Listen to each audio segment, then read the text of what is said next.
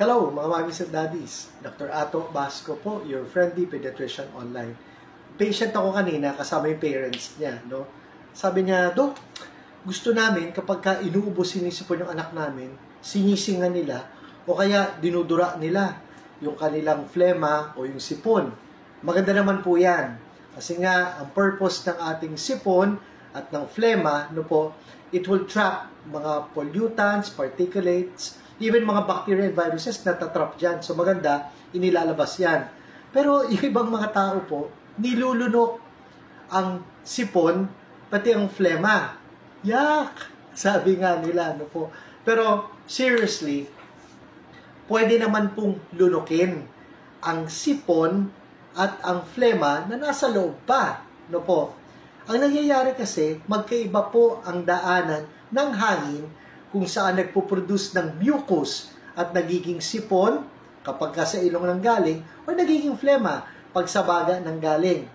Iba rin ang daanan papunta sa digestive tract na nilulunok natin. No po?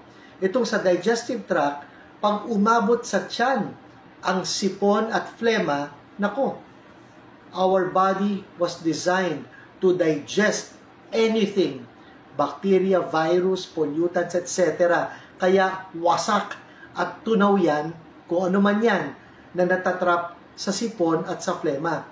So okay lang po, no? Merong particular percentage na pag kayo'y nakaupo o nakatayo upright, kung tawagin natin, malulunok po ninyo normally because of gravity ang inyong sipon at ang inyong flema. So wag po kayong kabahan, dear parents, mga mommies at daddies, na baka bumalik, mapunta sa baga at maging pneumonia yan.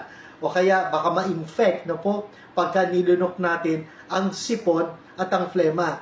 Ang katotohanan po niyan, healthy po yan. At normal pong nangyayari ang mga bagay na yan. Now, kapag ka ang ubo, flema at ang sipon naipon sa may lalamunan, nagkokos ito ng ingay. Yung tawag natin halak, di po ba? Kaya sometimes maingay ang paghinga ng ating mga anak at even ang kanilang pag-ubo. Parang may sumasabit. Kasi ang flema or sipon napupunta sa may vocal cords, sa may air area, at nagiging parang sapot ito, no, na pumapatong at nagre-reverb o nagagargar.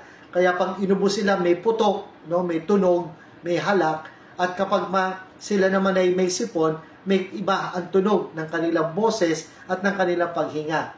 So maganda po niyan kapag nag-persist o nagpatuloy ng more than 2 weeks ang ubo, sipon, halak, flema at mucus ng inyong mga anak, maganda po makipagkita na po sa mga manggagamot in your neighborhood.